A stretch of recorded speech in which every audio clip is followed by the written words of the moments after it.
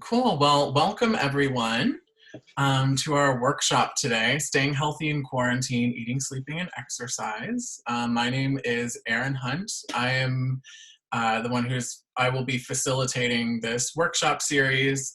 Some of you were able to attend our earlier 3-week series, which ended the week before last, and we had such a great time doing it, we decided to do 3 more. And so this is the first of those, and we'll chat about that in just a moment. But I did want to take a moment to let my co-presenters today um, go ahead and introduce themselves. So we will start with Christina. All right. Hi, everybody. I am Christina Volgino, and I am a rising third year at George Mason in the PhD program. And I'm a master's at this point, and I will be the one talking about sleep today. And then I'm so pleased that we are able to be joined today by Betsy Crisafulli, who I will let introduce herself. Hi, I'm Betsy Crisafulli. I'm a dietitian at Virginia Hospital Center. So I'll be talking a little bit about nutrition and eating during a pandemic. Yes, so thank you so much, Betsy. We're really excited to have you here today. So like I said, this is the first of a 3-week series. And so today, like I said, we'll be talking about staying healthy during quarantine, eating, sleeping, and exercising. Next Monday, my colleague Sarah Giff and I will be discussing managing relationships during quarantine, and that has to do with all kinds of relationships, romantic relationships, roommates, friendships, managing family who may or may not be there with you. And then on Monday, June 1st, my colleague Carrie Kelso and I will be discussing navigating the loss of feelings of normalcy and the way that life was, and kind of grieving that, and then also dealing with future uncertainty about not 100% knowing the way that we'll be moving forward and what life will look like for the next few months, year, etc. So that being said, today I wanted to jump right in. We're going to start with Betsy and then move into discussing sleep and exercise. And then at the end, there will be an open Q&A for you to ask any questions that you have, feedback, comments, and you're welcome to ask anything about nutrition, sleep, and exercise, whether or not we've covered it in the presentation today. So nothing is irrelevant if it has to do with nutrition, sleep, and exercise. And if we can't answer your question, we're more than happy to follow up with you outside of it. When you have questions during the Q&A, and I'll restate this then, you're welcome to either unmute yourself and ask them, or there is a chat feature that you are welcome to use, and you can message me directly, and I will anonymously read out questions if you choose to. You can hit the drop down and say message to Aaron Hunt. So that being said, we can go ahead and jump right in. Is the nutrition PowerPoint showing right now? Yes. Okay, perfect. So I'm going to go ahead and pull up the chat so I can see that if there are any questions that come up. And then, yeah, we'll turn our attention over to Betsy. All right.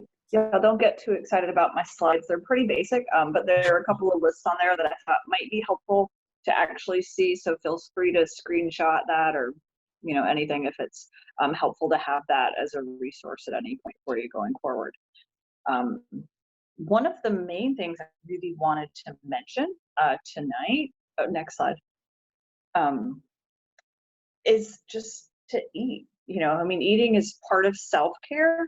And for so many of us, our routines are off and different right now, especially for any of you who might be working at home or just at home. We don't necessarily have the same cues and routines that we do when we're going to work and around other people. And sometimes that's a struggle to make sure that we're actually stopping and eating breakfast or lunch or even dinner sometimes. With less options for eating out or picking something up while we're out, so many meals are falling on us at this point. And sometimes we feel a lot of pressure with that, but we don't necessarily need to. It's nice to stop and eat, but it doesn't have to be the best option. A healthy meal doesn't mean a perfect meal, and it doesn't necessarily mean it's the best meal. It just means you've got something that's going to fuel you and get you through until the next meal, and hopefully give you the energy that you need to get you through the day there. And so don't hesitate to think about taking shortcuts if that's helpful. It doesn't have to be that you cooked something fresh. It could be that you've got a can of something, or a bag of frozen vegetables, or even a frozen pizza or something, or a box of macaroni and cheese, or rice-a-roni or something. Our foods don't have to be fresh, whole foods that you've prepared yourself, so definitely think about that. Maybe you're incorporating some fresh whole foods, but also take those shortcuts if that helps you, especially if you've got a family to feed, or maybe you just don't have the mental capacity to really focus on these things right now. Don't necessarily make it any harder than it has to be. Planning ahead can be really important right now, since many of us are limiting our trips to the grocery stores. And even if we're not going to the grocery stores, even just doing some of the order ahead and deliveries, that can definitely take some time. So planning ahead can be really helpful. Making a list of who exactly do you need to be planning for, what meals are you going to be eating, how many days are you planning for, and trying to have enough variety in there so that you're feeling okay, and not just thinking about meals, but also snacks. Maybe your idea is, I don't want to be eating snacks. Okay, there's probably going to come a time that where you might be eating a snack. We want to have something on hand, whether that's, some fruit, a box of Cheez-Its, whatever. But having something so that you've kind of got an option, and, we don't want that to be something that you end up stressing out about. Let's see. So yeah, thinking outside the box, it's kind of something I would definitely encourage for right now. We kind of think about like putting together a meal, and we tend to think like, meat, potato, vegetables, or, meat, some type of starch, vegetables. And that pattern can be great, but it doesn't have to look like that, meat, potatoes, broccoli. It could be that you've got eggs, maybe that's your protein. And then you've got, it could be a bowl of popcorn or something. Maybe you're scrambling some vegetables into those eggs. And I think the next slide is the one that has a list of ideas potentially. Yes. Okay. So with each of these, the left side there being more meal ideas, and the right side thinking more about snacks. These are some ideas that I've put out there as things that would be hopefully relatively easy and not take a lot of like time and energy for preparation. If you like cooking and want to go all out and make elaborate fancy meals, have fun. Many people are doing that right now, but not all of us are great cooks. So it might be that we are doing something really easy. Throw a meat or something in the oven, or even in the crock pot. Let it go. Check on it later, and maybe you're throwing a bag of frozen vegetables or a can of vegetables to go with. And again, it could be like a boxed side. It doesn't have to be that you're cooking rice or quinoa or anything fancy. A meal that got me and a bunch of other people I know through grad school was just throwing together a can of corn, a can of beans, and a jar of salsa. Again, if you like the foods, it works. It doesn't have to be fancy. Let's see, there's the eggs idea, maybe throwing some vegetables in, maybe even add some cheese for flavor, extra protein and nutrition there if you like it. Have a bowl of popcorn with it. It could be you're making it on the stove, or it could be you're throwing a bag in the microwave. So again, go easy if that helps you out there. Sandwiches also can be really helpful, so don't forget about that. That can be something we tend to overlook, but even peanut butter jelly sandwich can be a great meal option. Maybe you've got like fruit, or maybe sliced up vegetables, something that you're throwing with it. It might even be that you've got chips as a side. There's nothing wrong with eating chips. Frozen meals, also feel free to take advantage of those, because sometimes it's just easy. Frozen pizza, we might think about that as not being the best option, but it could potentially cover a lot of food groups. You've got grain, you've got protein, and other micronutrients there, and cheese. You've got a sauce. If it's a veggie pizza, you've got more vegetables on there. So there's a lot of different ways that pizza could look. You might be making it yourself. You could make stuff on a tortilla, or even buy a pizza crust that you're using and popping in the oven there. Spaghetti can be a really easy meal to make. You know, get some noodles, jar of sauce. If you want to make it, you know, a healthier version, maybe you're getting a whole wheat pasta there. You know, maybe you're throwing in some vegetables into your sauce. You know, extra protein. Be thinking maybe some kind of ground beef, ground chicken, ground turkey, anything like that that you might brown and toss in. Also, adding cheese can be a great way to get protein. And on the right hand side here, a list of just some snacks ideas that maybe have on hand if you do get hungry, so that you're feeling prepared. Next slide. All right, so I just wanted to mention that this isn't normal. For many of us, this is our first pandemic, hopefully our last in our lifetimes. But there's not really a right or a wrong way to respond when it comes to our eating. I mean, I'm continuing to work with people regularly here during this time, and people respond so many different ways right now. You know, some people find that they're feeling lonely, or they're bored, or maybe other emotions are coming up, and sometimes that can lead to eating more frequently. That's something that kind of gets poked fun at right now, the COVID-19 and weight gain, and that's not really the worst thing. I mean, for some people, that's going to be our reality right now. We might gain a few pounds. Our eating habits are different. We're moving less, and that's okay.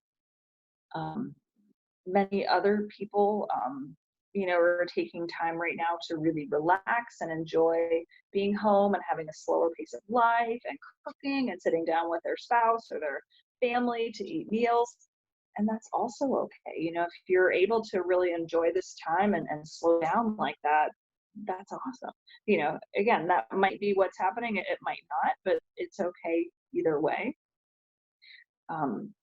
Other people are finding that there's a lot less to really be worrying about, and they're really not stressing over food. And you know, people are finding, hey, this is really nice to not be stressing out over food right now, and you know, just keep things simple. Make sure something's on the table so that you've got food, but really not worrying about it too much. And I hope that all of you will be able to not worry too much about that, because this isn't something we do want to have stress us out when there is so much else going on right now. And I did want to mention food scarcity. For some people, that's a very real thing right now, whether that's due to financial stress, you know, hard time getting to the store, even finding the things that we need or want when we're shopping. But also for some people, it can be more of a trigger when we're feeling those things. You know, if food insecurity is something that has been a part of your life in the past, maybe sometimes those feelings kind of come back up here when you go to the store and it's like, great, I can't get, you know, XYZ foods that, you know, I'm comfortable eating. Sometimes that can really be triggering for some people and be challenging. Or also anyone has a history of like an eating disorder, disordered eating patterns, like that's something too. And those thoughts and feelings, they're very real right now. So definitely something to kind of sit with and address there, and you know, reach out for support if you need it, if you're struggling with things like that during this time. The next slide too, I just wanted to touch on meatless meals for a minute here. I don't really know what's happening with meat right now. I know that, you know, a lot of plants have closed, at least temporarily, and there potentially might be shortages with meat in our food supply, at least at the grocery stores. I wanted to at least put a little bit out there for ideas for still getting protein when we're having meals, but options that might be a little bit easier to come by right now. So definitely thinking about things like eggs, beans, lentils, you know, and any of these things. You kind of, you know, grab your protein, maybe you're combining it with some kind of grain, throw in some vegetables, some fruit. You know, again, it doesn't have to be a really complicated meal, but definitely thinking outside of the box of the kind of meat, you know, as being our main source of protein. There's lots of other ways to get protein, and hopefully we'll still have access to protein here. These other protein options in case meat is a little bit harder to come by in the next couple of months. Next slide here just has a few resources. The Academy of Nutrition and Dietetics, which is eatright.org, there's a tab on their website that I really like. It's the food tab. but they have a lot of different information, lots of ideas there.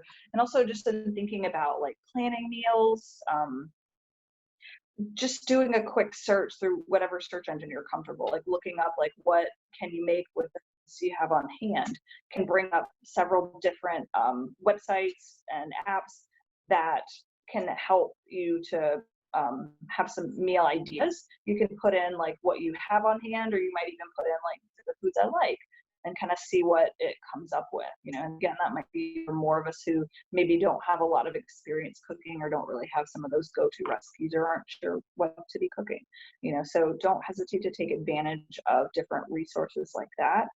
Also, for those of us who might not be great at planning, you can also do a search, just punching in like menus and shopping lists, and get ideas for like, you know, 4 or 5 days or a week or two worth of kind of menu ideas, along with some shopping lists. And so sometimes that can be really helpful, you know, in doing some of the legwork there. And so that might make planning out your meals and even shopping a lot less stressful. So again, those are kind of shortcuts to potentially be taking, so that this is a little bit easier for you, as opposed to something that's adding on to the stress that you might already be experiencing or feeling right now. So highlights, I'd say definitely make sure you're eating and hydrating, and just regularly fueling your body throughout the day. Set timers if you need to. If you don't have that coworker who's like, hey, it's lunchtime, you know, make those reminders if you need to, so that you're still able to stop and get those meals. And also just keeping in mind that the way you're responding right now when it comes to food and your nutrition, there's not a right or wrong way. Self-compassion can be really important to have during a pandemic. Yeah, I guess that'll be it for me. So yeah, All if you have right. questions, let Thank me know here at the you end. so much, Betsy. I really, really appreciate that so much, and you taking the time to discuss that with us. And again, definitely at the end, we'll be doing a Q&A, and Betsy is kind enough to stay around so that she can answer any questions you have about nutrition, eating during quarantine. But again, thank you so much. Really appreciate you giving us your time. So moving on, we're going to move into discussing sleep during quarantine, and I'll let Christina take over. Christina, did you want to share your screen, or did you want me to pull that up?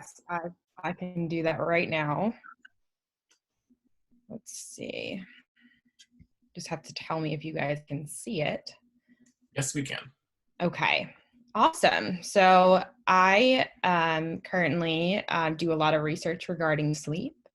And as we all know, sleep is very important to our functioning and the way that we live our lives. But of course, during this time, like we talked about, our sleep is probably thrown off and not in its normal state, or what we're used to at least. So today I'm going to talk about some different things that we can do to kind of help with that. So first, let's talk about reasons why sleep might be off during this time. First, we have drastic changes to our schedule, as we all know. We are all stuck at our houses. We no longer have that morning commute or meetings set up for ourselves, or even the ability to just leave our houses. So our schedules are just all thrown off, right? And as a result, we don't really have anchors or like a routine schedule, right? Like even getting up in the morning and showering may not even be part of your schedule anymore, because you don't really have anywhere to go. And so then also we are kind of dealing with being inside more, not getting outside, you know, whether it's just like driving your car around or whatever, we're not getting exposed to the natural light. And that natural light is so important to helping cue our circadian rhythm into where we are during the day, when we should be pumping cortisol to get work done during the middle of the day, or when we should be, you know, getting some more melatonin so that we can relax at the end of the day and fall asleep when it comes time. And then, as we all know, and probably all experience, we're all sleeping in more. We're all taking more naps because we're around the house or maybe more stressed. So it's just easier to just lay down for a nap. And that can also really influence the way that our sleep works. And then on top of it, there's more stress because of the unknown. There's anxiety, depression, and more social isolation. And all of those things can lead to disruptions in the way that we sleep. And then the last one being, we're getting a lot more screen time, whether it be watching TV, doing meetings over WebEx, or just working on the computer all day long, or even just having social hour through the computer virtually, right? So we're getting so much more screen time, and that can really influence the way that we sleep at night.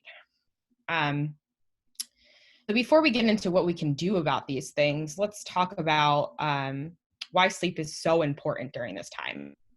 So because of these disruptions, there's going to be some backlash that kind of comes about. So we're going to try to talk about why sleep is so important, and especially because it strengthens our immune system, right? We're all worried about getting sick, and we want our immune systems to be functioning the best it can be at this point. So sleep is going to play a huge role in making sure that our immune systems stay functioning and are up to their full caliber at this point. Second, sleep can really heighten our brain functioning, right? So if we don't sleep well enough, our brains aren't going to be working to their full capacity. And there's a lot of other factors that might influence our brain's functioning at this point, whether it be stress or other things. So we want to make sure that we're doing our best with what we can control, and that's sleep, right? And how we're handling our sleep. So let's try to do that to, keep our brains functioning at their full capacity. And then finally, sleep is so important to enhancing our mood and reducing our stress, right? So it's been shown in multiple studies, the link between sleep and the quality of sleep we're getting and how our moods are, and also how much we are able to deal with stress on a daily basis. Things are already super stressful as it is, given the circumstances. So we're going to try to, get the sleep in a good place so that we can enhance our mood and reduce the stress that's coming in, okay? So I came up with 5 different steps that we can work through to kind of improve the sleep as time goes on. The first one is try to keep a routine schedule. I know it's hard during this time when, you may not have as much to fill your day, or you might have so much to fill your day that it's hard to even keep track sometimes. But it's really important to stick to the basics so we can cue our body into what's going on, and so we're ready to sleep at the end of the day. So keep a routine schedule, like, have a set shower time, have time for meals and snacks throughout the day so you can kind of keep your body regulated. A time for breakfast, maybe a snack, and then a time for lunch, and then a snack in between, and then a time for dinner. So these are all important steps to have, even when you have crazy meetings or maybe no meetings at all. It's also important to, keep your work time set and have that scheduled out. Maybe some time for exercise, which we'll talk about later with Erin. And then some time just get yourself to relax or wind down for the day, right? These are all things that are going to keep you on that natural circadian rhythm that's going to make it easier to sleep at night. So also within that routine, you want to make sure that you have a time to wind down, right? So that doesn't necessarily mean like the time just going to sleep and that's 5 minutes before. Maybe give yourself a half an hour to just start to relax at the end of the day. Wind down, maybe get in bed and read a book. And then pick a bedtime that you can stick to every night. It's really important to make sure that you're giving your body that set time that you go to sleep, but also the set time that you wake up. Because if you fluctuate from day to day on that, it could really, really mess with your body's clock and also mess with the ability to sleep well from night to night. So these things are really important. So sleep tip number 1, keep a routine schedule. So sleep tip number 2 would be to take less naps and be more active. So let's take less naps. It's really tempting when you're home, but it really disrupts your body clock, like we've talked a lot about already. So if you do really feel like you need a nap, you're feeling really tired or just drained, just make sure it's a quick nap. You want to have a shorter nap and have it be earlier in the afternoon or earlier in the day, because that will not infringe on bedtime, right? I think we've all been there where we've taken too long of a nap during the day or slept too close to bedtime, and then we're not able to fall asleep at night. And then also avoid long naps. Like we said, those things can really get in the way. And don't take naps too close to bedtime.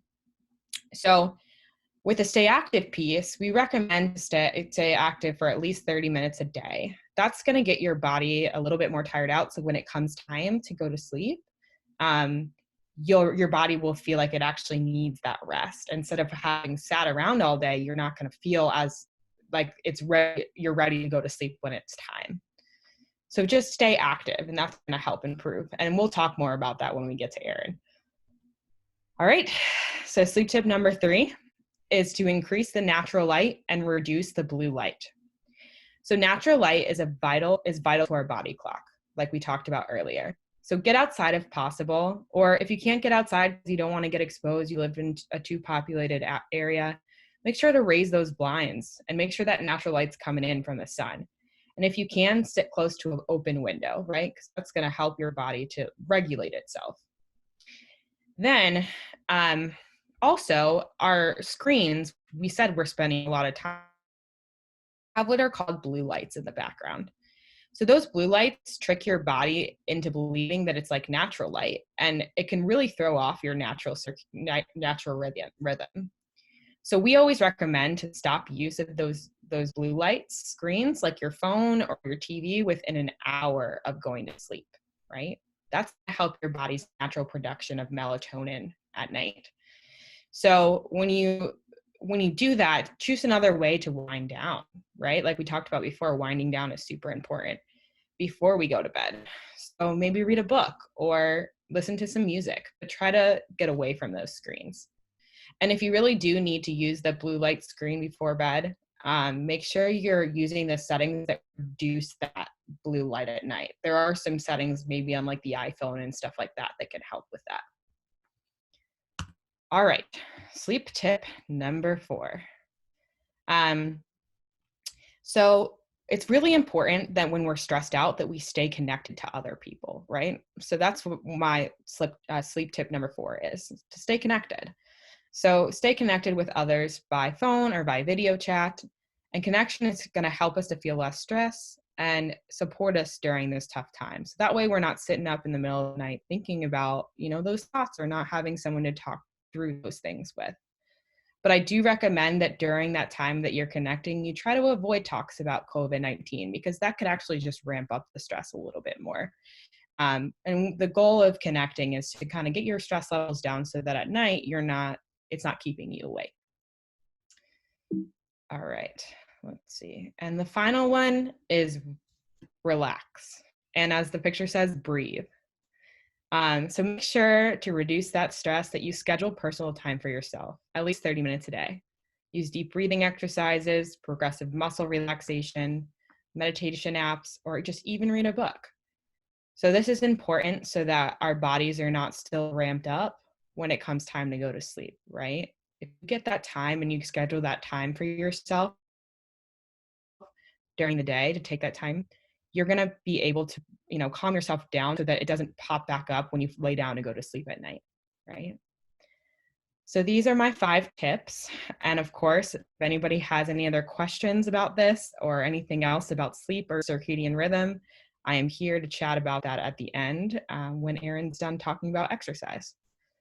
So thank you very much, guys. All right, thank you, Christina. And yeah, I don't have too much to say about exercise. This will be pretty quick, pretty straightforward, that is. So let's pull this up.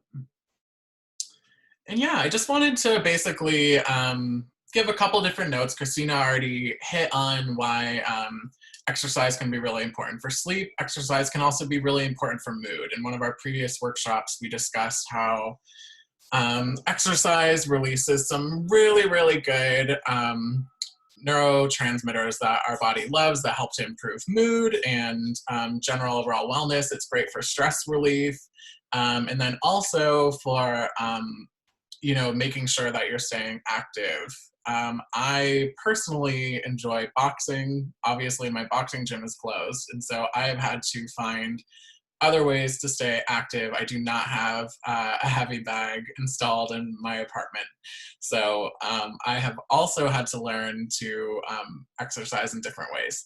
So I recommend taking short, active breaks during the day. And so while it's definitely important to schedule in exercise type activities, but even when you have, I know for me, if I see two clients back to back, I have maybe 10 minutes in between, that's a good time for me to stand up and just walk around for 5 minutes to kind of be active and moving.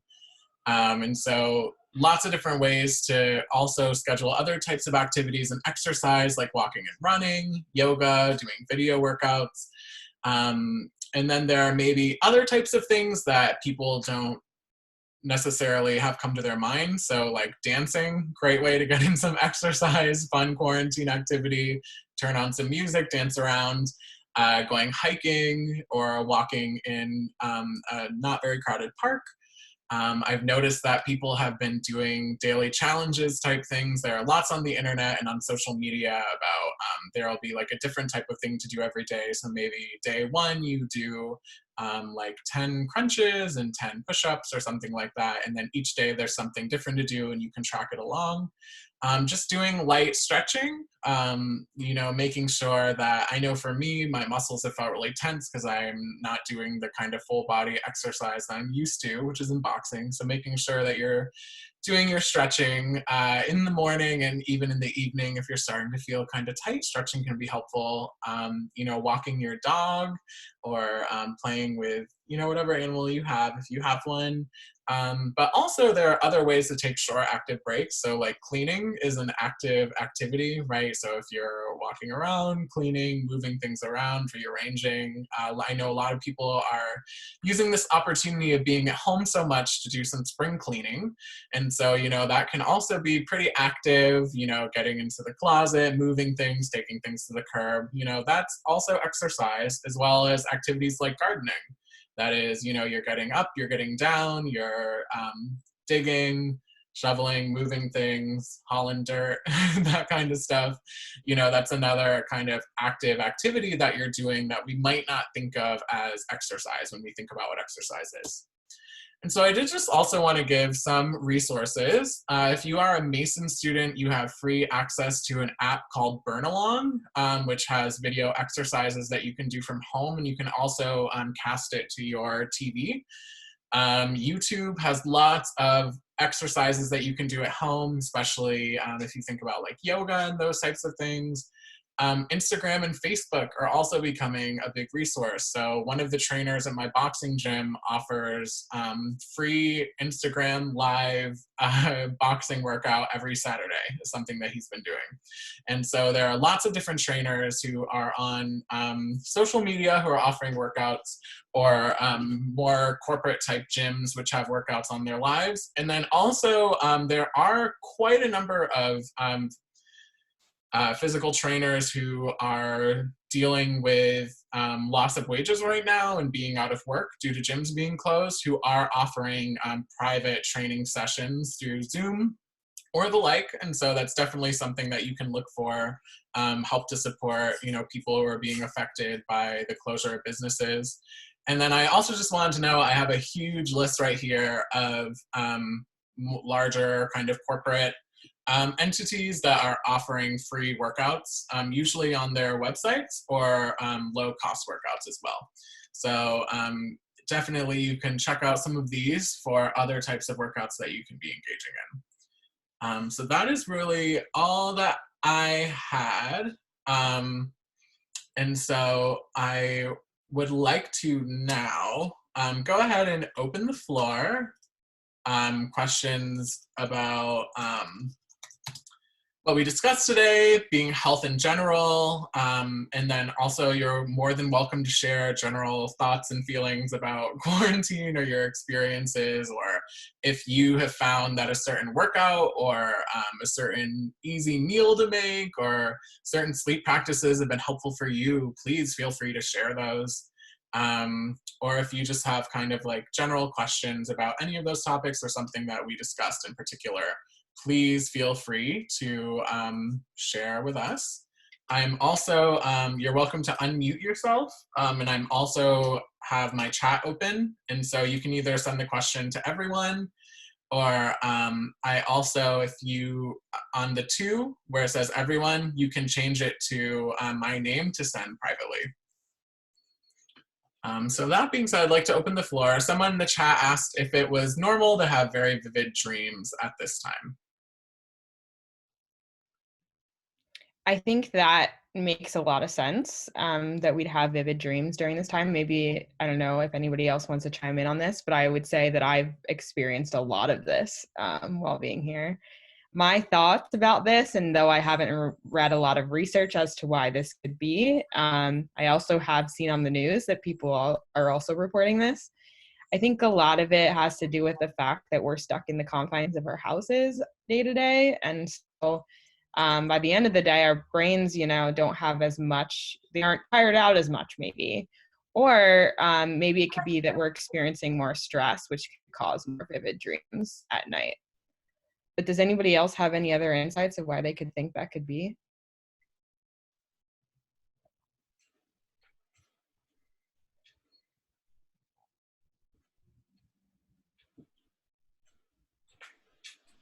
All right. Someone private messaged me. They just mentioned that they feel like they've been eating differently, so maybe it's something that they're eating. Yeah, maybe just eating more carbs and sugar, that can also lead to vivid dreams. I like that idea. Sure. Great So one. Christina, someone asked if you have a favorite meditation app. Ooh, that's a good question. There's a few of them. Let me see. I even have my phone right here where I can look at. Let's see. I know there's Happify, which is a good app. It's got a lot of different meditations in it. Let's see. Erin, do you have any that you usually use? I've heard Headspace is really good. Oh yes, Headspace is a great one. I've Yeah. definitely heard that. It's a good one. I know that they do a lot of like free ones on YouTube, where you can go in and that just like type mindful meditation or something to that effect, and they'll have like the guided ones on there with like peaceful music. So I know that's an option as well. Sure. So Christina, someone messaged me privately and said, I'm not having problems falling asleep, but staying asleep. I'm waking up after 5 or 6 hours. Is there a means of staying asleep or maybe a way to get healthier sleep? Oh, that's a good question. So a lot of the tips that we discuss actually don't only help with getting to sleep, but also help with staying asleep. So it's important that, first of all, you have that wind down time at the beginning of the before sleep, because that kind of gets your body in the mindset of, wow, it's actually time for me to go to sleep. But it will help your body to produce more melatonin so that you can stay asleep throughout the night. It's the same with stress as well. So if you're dealing with stress, and sometimes body will wake up in the middle of the night and it'll be harder to get back to sleep, because now your body is like ready to think about all those things that you hadn't processed or were stressed over during the previous day. So that's why those relaxation techniques are super important. And And then alternatively, exercise, really great way to help you deal with that stress and also yes. burn some energy, tire you out, help you sleep a little better at night. Yes, exactly. And then the other thing that there's a lot of research on is eating too close to bedtime. If you eat too close to bedtime, it can disrupt the sleep cycles that happen throughout the night. So you might have what's called a sugar crash in the middle of the night, and that could wake you up. And then if you're up, and that might be the end of it for you. So just maybe regulating the amounts of foods that you have right before bed. And then also making sure you're not taking naps during the day. Yes. Can also help you out with getting that sleep schedule more regular. Yes, I like Um, that. Betsy, someone messaged me and asked, just mentioned that they had gained a little weight and had some concerns about it. And they were wondering if you had like any specific tips for like healthy meals using more like shelf stable type ingredients. Ooh. Um, hmm. Well, thinking about shelf stable, I mean, I tend to think more like cans, jars, something frozen, and thinking about like vegetables, grains. I mean, there's lots of options there. Um, Shelf stable protein. Thinking more like dairy products, eggs. Um, But I'm thinking, I don't know, I'm thinking about like for many of us gaining weight while we're at home, a lot of times it's not just about what we're eating, but sometimes it's also like how often, how much are we eating? Um, and sometimes also just really taking time to eat and kind of slow down can be helpful. But again, I'm going to go back to like making sure you eat. Like if you're not taking the time to eat throughout the day, that can kind of set you up, whether it's on purpose or not. But it's kind of this period that ends up being a restriction all day, and then it's like, wow, okay, I'm starving, and that can kind of lead to like an overeating episode too. And that's where really eating throughout the day can be so important. But in terms of like what we're eating, I mean, there's so many different ways we can put together a healthy meal. It doesn't have to be something that's perfect, because that perfect meal doesn't really exist. But hopefully, you're able to add maybe some fruits and vegetables, get some produce in there somehow. Again, whether that's fresh, canned, frozen, in a jar, however that looks, that can help sometimes to really like bulk up your meal, while at the same time, it's giving you a lot of great nutrients, and it's not something that's going to be really calorie dense either. Thank you. I have another question for you, Betsy, about if you have any tips for meal planning or meals that like freeze really well. Certain tips on that. Meal planning. I mean, I will say that's one of those things that gets easier the more you do it. So if you're brand new to it, it could be helpful to really just do a search online and see, if you're finding ideas, because even that can kind of get someone thinking. Maybe you're cooking a lot of chicken in your crock pot over the weekend, and then you've got ideas for what to do with that chicken the rest of the week. It doesn't have to be that you're doing chicken 5 different ways. It might be that maybe you're putting it in tacos one night. Maybe you're putting it on a pizza with like barbecue, maybe like a barbecue chicken pizza one night with it. You might be adding it to maybe pasta with some pesto and jarred artichokes or sun-dried tomato. You're adding vegetables or something to it with some chicken in there. So really thinking about that, like how can you maybe cook once or twice and then do a lot of things with it. Trying to keep it simple there, as opposed to 5 separate meals, and again, they don't have to be fancy at all. And even just simplifying things like that, making a casserole out of batch of chicken that you've cooked, can also be a great idea. And also thinking about freezing. I freeze everything. I mean, I freeze bags of cheese. I live by myself. I'm kind of the mindset you can freeze, I won't say everything, but just about anything. I mean, that's pretty much how I eat lunch every day. It's like, what am I pulling out of the freezer today? It's the same thing. It's like cook once, and again, living alone, have people here eating it. It's just me, so I'm putting it in containers and just pulling a container out, and there's a quick, easy lunch that I don't have to think about too much. I mean, it's also too, if you're doing more cooking, generally we don't want foods to be left out. 5 to 7 days is kind of the range that's put out there. Just in thinking about food safety.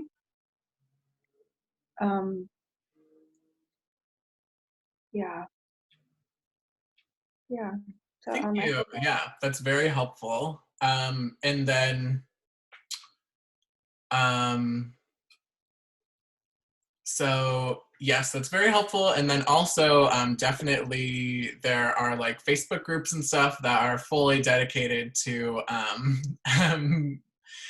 meal prepping and have menu ideas and that sort of stuff that you can definitely find. That's like one tip I have. I think one way to kind of reframe this experience is that quarantine can be a really wonderful time for you to learn more about meal prepping and meal planning and different ways of cooking and making quick, easy meals maybe that you weren't able to do before because you weren't necessarily at home as much.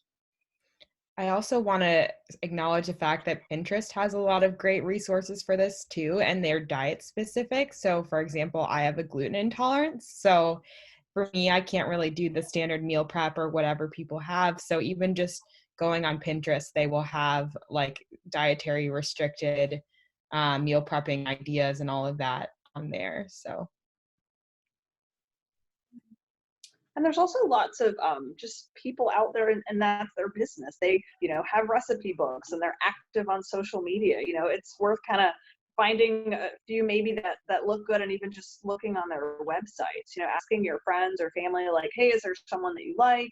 And kind of just reaching out too with your resources and seeing what they might offer to you as well. Cool. Are there any other questions? The chat is still open. You're also welcome to unmute yourself and ask, or to message me. And then Christina also was curious how everyone found out about our workshop. So if you wouldn't mind privately messaging Christina to let her know how you heard about us, we would appreciate that. Yep. Love to make sure we're spreading the word in the right ways. So. And while we're still open to questions, I just, while you're doing that, wanted to just go ahead and say that we are having another workshop next week on managing relationships during quarantine. I'll be with my colleague, Sarah Giff, and we'll be discussing all different types of relationships. So roommates, family, significant others. Some people have found themselves constantly around their significant other. Some people have suddenly found themselves in a long distance relationship, more or less, where, they were used to seeing their significant other pretty regularly during the week, and now they're social distancing separately. And so we're going to be talking about different ways to manage that, and we'll be taking lots of questions from all of you about your experiences and giving some thoughts or insights there to help you out with that. And that will be at 6 p.m. And there's the meeting ID. I also just want to make sure everyone notices my email at the bottom. If you have any questions about any of the workshops, about this week, if you want some of these slides. We also were able to record this workshop, and we're hoping to have this posted maybe to our center Facebook page. You can look on Facebook for a GMU Center for Psychological Services. We're hoping to post that, but if not, definitely feel free to email me and I can get you any resources you're looking for. And that email is just ahunt20@gmu.edu. So that being said, I'll give another moment if anyone has more questions or comments. Hi, Erin. It's not necessarily a question, but a comment, since you brought up Peloton and mindfulness and sleep. They also offer a pretty extensive list of mindfulness exercises. So some of them are sleep-based. Some of them are like a mindfulness exercise I'm seeing for like courage or empathy, kindness. And they also have family meditations as well that kiddos can join. So just wanted to add that in. As you can see the Peloton in the background. I noticed your bike in the back. Thank you so much, Amy Sue. Appreciate that. That's an awesome resource. Thank you. Yeah, you're welcome. And Cosmic Yoga for kids. I'm not sure if you guys have heard about that, but like kids can do yoga and mindfulness along with like Harry Potter and the characters from Frozen. Those are also cool apps. That's very fun. Thank you for sharing that. I hadn't heard of that. Yeah. Amy Sue is sixth year, right? You're just finishing up your internship in our program. Yes. Is about to head off and does pediatric clinical psych. Yep. So thank you so much for that. I appreciate that. Yeah, no problem.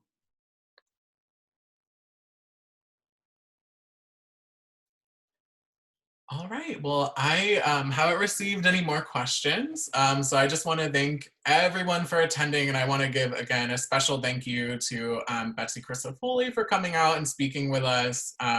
Definitely, Christina and I like to think we know a lot about nutrition, but certainly could not have brought to the table what you did, and so I appreciate you taking time out of your schedule to speak with us and share your passion about food and eating with us, and also just remind everyone to practice some self-compassion when it comes to their eating habits during this time. So thank you so much for joining us. Thank you to all of you who tuned in. Thank you to Christina. I hope to see everyone back next week. And that being said, if you have any questions, just go ahead and feel free to email me at ahunt20@gmu.edu. I hope everyone has a great week and a healthy week. Thank you, everybody. Thank you.